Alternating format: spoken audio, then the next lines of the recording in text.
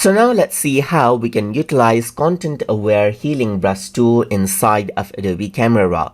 So over here you can see that I got this grass right here, and let's say I want to remove it. In that case, in order to quickly remove it, you can go around onto the healing brush area right here and simply choose content-aware removal. You can choose the size of the brush right here and the opacity as well, and you can visualize the spots as well, as you can see, to see where are the spots if you want, and you can show the overlay as well. So let me just go around and draw around over here on this section, and what happens is that it simply vanishes, as you can see right here.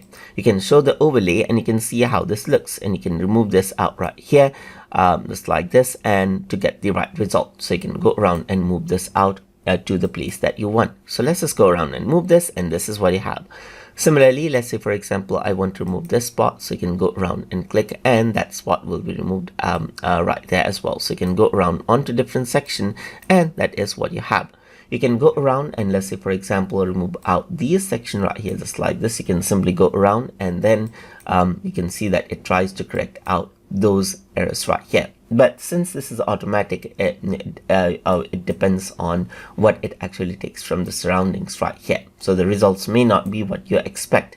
So now let me just go around and delete this out, and I'm just going to go around and remove this. I'm just going to go for size and utilize this removable area right here, and you can see that that is okay now, and you can hide the overlay and see the final result just like this.